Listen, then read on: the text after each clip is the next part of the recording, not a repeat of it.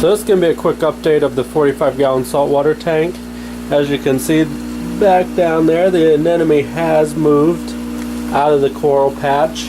I just did a water change just shortly. That's why that coral's acting that way. Normally it's fuller, but as you can tell, the anemone did no damage to that whatsoever. It didn't slow its progress down, and there's the old red thorny star, which I'm very pleased with having in the tank. He's always out, and there he's already starting to crawl, which I got a close-up video of him on the front of the tank that I can show you right now, that I took a little bit ago, or a couple weeks ago.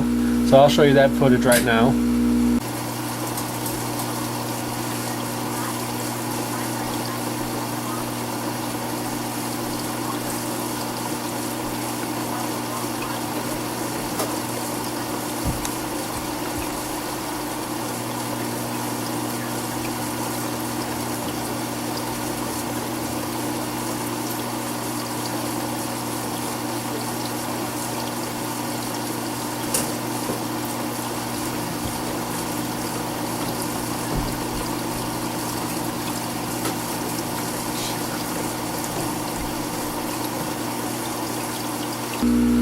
Okay, so that was kind of cool. So let's take a look at what all we got going on in the tank.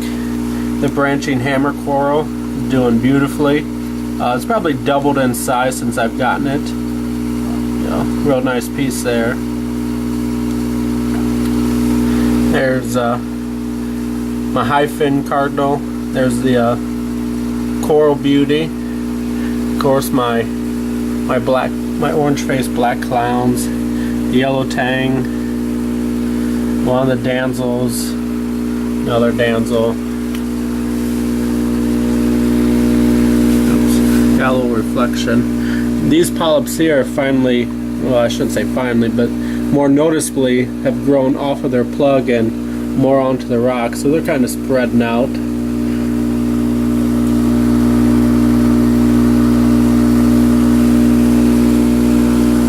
Sorry for the glare. There's the big feather duster. Oh, there's a hermit crab.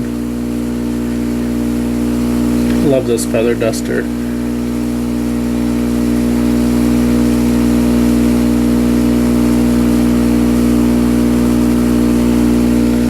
So overall, the tank's doing pretty good. I don't know if you can quite see it. If you can see a little bit of red in the sand. Last week I did have a bit of an issue of red slime algae. I'm not sure exactly what threw the tank off that caused the bloom of red slime algae, but I'm guessing that has to do with my anemone way back down the back side of the tank. And you're probably asking yourself, how can the anemone cause that problem? There's the whiskers to my coral banded shrimp. Well, after the anemone decided to leave this rock perch and leave this coral alone, it went to the back side of this rock and went down and got onto the glass back there. And sometime between when I went to bed at 10 o'clock the night before and when I got home at 5:30 the next day, the anemone had clumb up, and you can see what's back there. That pump back there, that power head, he'd wedged himself in between that and the glass. And what you're probably already guessing is, yes, his tentacles did get chopped up. He lost, oh, I don't know, maybe, let's see if we can see him. I counted probably, what you can see right there, let's see, that tentacle tip, see how those tentacle tips are shorter? He got a bunch of his tentacle tips chopped up. You can see how they're all chopped. I mean, so you can see it. See how they're shorter than those other ones floating there. Got a bunch of them chopped up. Not exactly sure. You know, I've gone so much that that I didn't actually see it. So when I came home and discovered him hiding back there, obviously I quickly turned that corelli off and had to wait till he moved out of there, which he finally did. And so with that happening, I don't know. I didn't see any of his tentacles, floating in the tank, so they must have got chopped up pretty fine, because I didn't find any like big chunks of tentacle. So either the fish ate them as they were being sliced and diced, or the cleanup crew picked them up. I don't know. I didn't find them in the tank, but I imagine that that's probably what set the balance off in the tank and helped that set the balance off in the tank, and is what set off the red slime algae growth. I did a 10-gallon water change last week, and it's pretty much about 80%, 85% wiped out, and I did another water change earlier today, so I'm guessing by next weekend we should have pretty clean sand again. Also, I want to gonna have to look at adding to my cleanup crew. As you can see, I got a bunch of empty shells. I'm not sure what's going on. I lost a bunch of snails. This shell here, nope, not this shell. This shell here is the shell that the big hermit crab was living in. I don't know what happened to him. He's just gone. The only thing left is his shell, and his claw was still inside that shell. But yeah, I don't know. He looked all right one day, and the next day I just find an empty shell.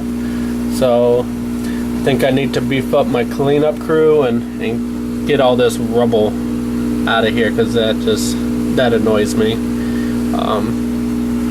Because you can kind of see that beyond the red, you can kind of see that's a little bit dirty, my sand is, and I noticed progressively it's starting to get, right there we go, a little bit more, and I think it's because my cleanup crew is starting to expire. I'm not sure what's causing them to die off, but it's time to rearm the cleanup crew, get some new guys in here. So I think I'm gonna add some new stuff, some stuff that I didn't get the last time. So we'll introduce that stuff in there, and that's about it. All I've got for this setup right now.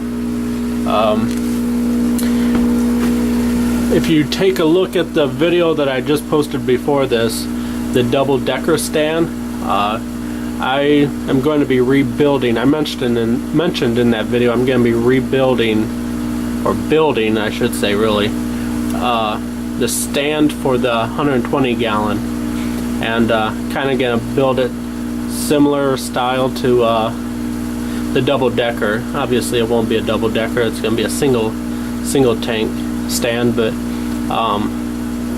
if you haven't taken a look at that video, go over there and take a look, and then tell me either in comments below this video or that video if you actually want me to do a complete build on the stand, or do you want me to do just a video like I did for the double-decker, where I build the frame and then I show you the frame, and then I come back with with plywood and everything and cover up the frame and then show you the finished product. So, but that's about it, and as always, rate, comment, subscribe, and see you in the next video, or see you at the next video. Later.